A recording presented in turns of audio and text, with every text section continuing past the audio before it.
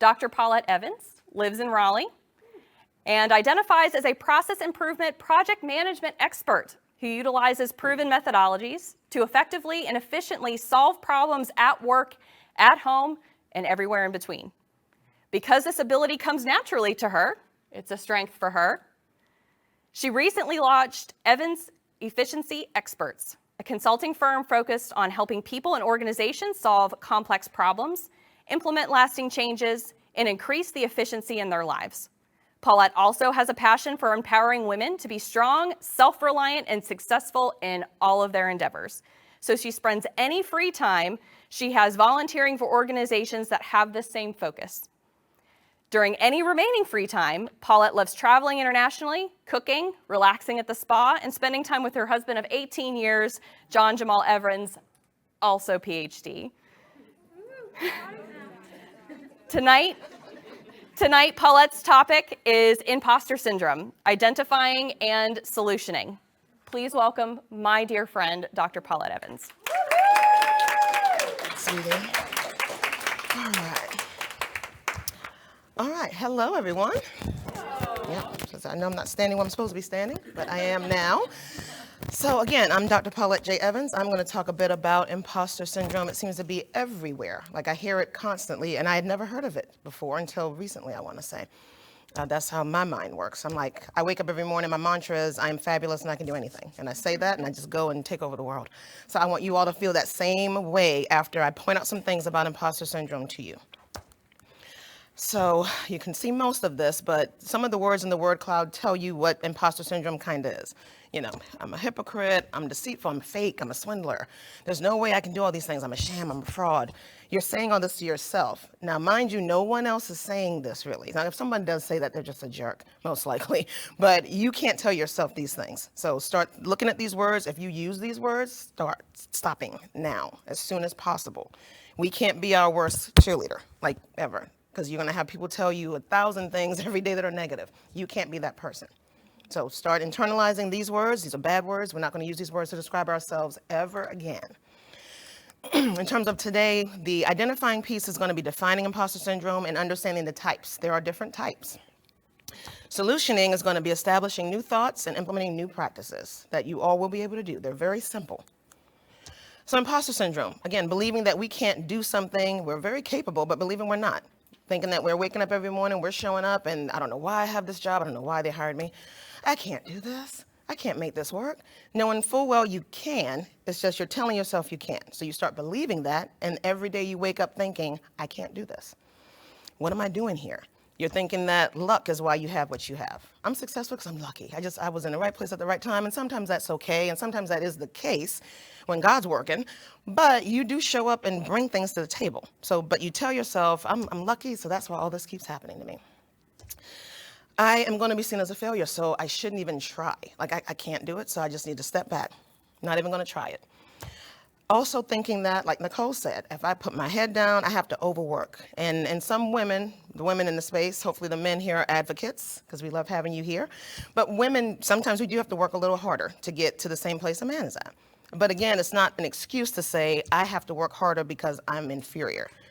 I'm working harder just to catch up to where somebody else is. And then I can run past them. Now, downplaying accomplishments, Nicole mentioned this as well. Just saying, oh, that was nothing. Oh, no, I mean, I stayed up all night and worked, but it was nothing. I was going to be up anyway, stuff like that. And then, of course, holding back from reaching attainable goals. This is something like, you know what you're doing, you know you can do this tomorrow, and you just talk yourself out of it. You just decide, I'm not going to do it. I don't think I'm going to make it work, so I'm going to pull back. I'm just going to not do something that is clearly right in front of you, something you know you can do. So those are all the things that kind of imposter syndrome brings out. It's what you're thinking, you start then not doing, and that cycle continues. So the different types, there are 5, according to Dr. Valerie Young. The perfectionists, okay, perfection is not attainable, so you're already not going to make it. If you want to be perfect and you can't do anything until it is perfect and everything's lined up and everything's fabulous, then you're not going to achieve anything, because that is an unattainable goal. The superhero wants to be everything to everybody at all times. And you, again, it's unattainable. You can't do that. So you're setting yourself up for a failure at the very beginning. The expert literally thinks they have to be an expert in everything. Everything you do, everything you touch, every space you show up in, you have to be the expert. You have to know everything. No one knows everything. Side note, I am not the person that is I don't notice some things. I'll say that. If I'm working on an agenda and I'm talking like I'm doing right now, that's what I'm focused on. I'm getting the message out. Somebody looks confused or something I'm saying is over their head. I don't notice that. So I usually have somebody on the side saying, okay, I need you to, can you break that down a little bit further? So because I can't do it all, I have my people offline watching and doing things that I can't do because I can't do everything. So again, don't think you're an expert in everything because you can't be. The natural genius, waking up, I can wake up tomorrow morning and play the piano. Yeah, that sounds realistic. I mean, you are not going to be naturally gifted in everything. Again, not possible. And then, of course, the soloist. I have to do it all. I can't trust anybody else to do it. And I live in this every now and again. And it's usually after someone has done something really, really, stupid. I mean, I'm like, okay, I guess I'll take this back. I didn't want to. But some people live there all the time. And you have trust issues, or you've been hurt, or somebody didn't show up when they were supposed to. And all that's fine, but you have to unlearn that. That you cannot be you can't serve in every role. You can't sit in every seat at the table. You can't sit in every space on a single day. So again, all of these are the different types. Figure out which one you're living in based on what I just described. Just think through it. Now to solution. Yes, establishing new thoughts. Inward. It starts inside. So imagine the inevitable. Figure out what it is that's going to break today. Like some things are inevitable, but you don't have to break down when that thing breaks down. I know this is going to happen. I know it's not going to work out exactly the way I want it to because I'm not in control of all of it. I can't control every variable. But when this one thing doesn't work right, I have this backup plan. So I know how I'm going to address it. If it does happen this way, I know what I'm going to do. Think about affirmations regularly. Like I said, my mantra, I'm fabulous, I can do anything. It's real simple. You can have a picture that you like to look at when you wake up. You can have a song that you put on. As soon as you wake up, you're like, yes, I'm ready, I'm taking over this world, nobody can stop me. Just whatever it is to get yourself ready, get in that mindset to go and take over your world. Notice 3 positive things each day. So again, I know that the noise, it's there. And it's a ton of negative noise. So you have to tell yourself positive things. You can't depend on your husband or your partner, your best friend, the coworker, the boss, none of that. You are responsible for telling yourself positive things every day. It's nobody else's job. And then believing in your ability to reach your goals. That one, again, should be real simple. You know what you are here to do. Whether it's in this space right now, you're here to learn, and you're doing that. When you get home tonight, you have something on your list, do it.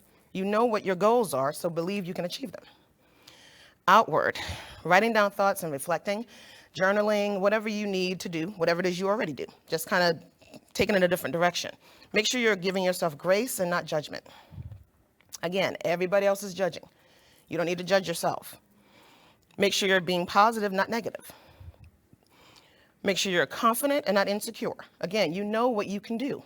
You know what you're capable of. Don't tell yourself you can't do something. And then empowering versus discouraging. Empower yourself to be your best self, to take over everything, to do what you need to do what you want to do, and be happy. Again, not waiting for other people to do these things. It's not their job. And so in terms of how to implement these new practices, so do not make comparisons. The person you're sitting next to, you're sitting next to, you're sitting next to. Your definition of success is different. Success is a personal thing. My success is my success. It doesn't need to be yours. You have your own things that you want to do. You have your own levels of success, your own measures, your own goals, all of that. So you don't need to compare yourself to somebody else. You are your only competition all the time, at all times. You are your only competition. All right, Paulette, get it together. Let's move, girl, let's move. That's my conversation. I'm not thinking about what this person's doing. I'm not thinking about the girl across the way. I just don't give people that much attention. I mean, I just, because I don't have time for it. I'm too busy planning for the next thing I'm taking over. I mean, I'm plotting. I'm too busy doing that. I don't have time to worry about what she is doing different from me or what she has that I don't have. I'm not supposed to have it. I have everything I need because I go out and get it. Therapists and counselors are very helpful. If you need to talk through things, you need to just voice it. You need a person who's going to sit there unbiased, no judgment, then you go find that person so they can figure out some of the deep-rooted reasons why you think you can't do things, why you tell yourself the negative things all day long. You may just need to talk it out with a clinical professional, and that is okay. Separating feelings from facts. So everything that comes in your head, that noise, is more likely not factual. More than likely not factual. When you really go through and separate it, it's not factual. It's feelings because one thing didn't work out right. So you did something, you made a mistake. Again, nobody's perfect. If you make a mistake and you learn, then it was worth it. But you get that one thing that doesn't go right and then you kind of shut down. And you can't do that. So the fact is something went wrong. The fact is you also fixed it. And so now we're moving. The feelings have nothing to do with it. Don't get caught up in those feelings because they'll keep you from doing things and moving forward. And then take note of your accomplishments. My favorite thing. Celebrate all wins, big or small. Pat yourself on the back often. I literally would drink champagne all day if it wasn't bad for me because I celebrate just waking up and breathing. Every breath I take is a celebration. Every time I can show up someplace, I can put on my clothes myself in the morning. Do you know how many people can't do that? So celebrate everything. From a professional standpoint, brag all the time. However you want it to look. I mean, you don't have to be obnoxious with it, but if it's warranted, like if you have a room full of jerks, then sure, be obnoxious. But show up exactly how the people around the room are showing up. Pat yourself on the back. Again, it's nobody else's job to celebrate your success. It's your job. Don't wait for them to notice anything. None of that. You know what you do. You know what you did. You know how it went down. Always brag about what you've accomplished. And never apologize for it. So, after all of that, you should be feeling fabulous. You should be feeling blessed and intelligent and real and truthful. And I'm very capable. I'm a winner all day, every day. Like, those are the words I want you to be saying in your head at all times. Do not get caught up in the negative. Do not tell yourself you can't. Do not tell yourself no. That's one thing for sure I tell women. Never tell yourself no for any reason. You're going to get no from everywhere else. Never tell yourself no. It is always yes, I'm fabulous, and I can do anything. Thank you.